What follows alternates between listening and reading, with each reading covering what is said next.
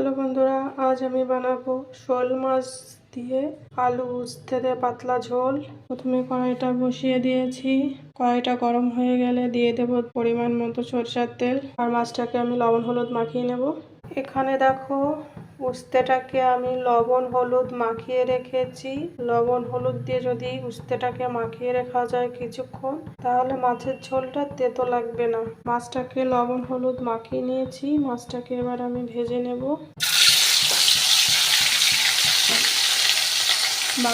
মাছটাকে লাল লাল করে ভেজে নেব। এই তেলে দিয়ে দেবো আমি জিরে ফোড়ন। জিরাটা হয়ে গেছে, আলুটাকে দিয়ে দেবো। এবার দিয়ে দেবো আমি লবণ পরিমাণ মতো, দিয়ে দেবো হলুদ গুঁড়ো, দিয়ে দেবো কাঁচা লঙ্কা, দিয়ে এটাকে ভালো করে আলুটাকে কষিয়ে নেব। আলুটাকে দিয়ে ভালো করে আমি কষিয়ে নিয়েছি।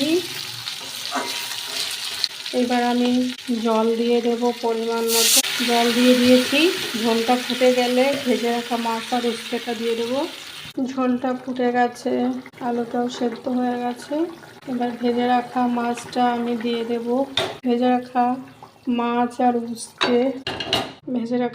আর উস্তেটা দিয়ে দিয়েছি। দিয়ে কিছুক্ষণ জাল দিয়ে নেব। কিছুক্ষণ জাল দিয়ে নেব। মাছের ঝোলটা হয়ে গেছে। নামানোর আগে আমি দিয়ে দেব ভেজে রাখা গোটা জিরেটাকে আমি কড়াইতে ভেজে গুঁড়ো করে নিয়েছি। নামানোর আগে এটাকে আমি ছড়িয়ে দেব। সুন্দর একটা গন্ধ আসে, খেতেও ভালো লাগে পাতলা মাছের ঝোলে। অন্য কোনো মশলা যেহেতু এতে দিইনি, এই জন্য ভেজে রাখা ভাজা জিরাটা আমি দিয়ে দিয়েছি। রেডি হয়ে গেছে উস্তে দিয়ে শোল মাছের পাতলা ঝোল।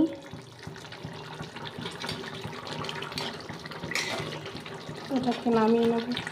রেডি হয়ে গেছে আমার উস্তে দিয়ে শোল মাছের পাতলা ঝোল। তোমাদের যদি ভালো লাগে কমেন্ট করে জানিও। শোল মাছ উস্তে দিয়ে এইভাবে যদি পাতলা ঝোল করা যায় খুবই ভালো লাগে।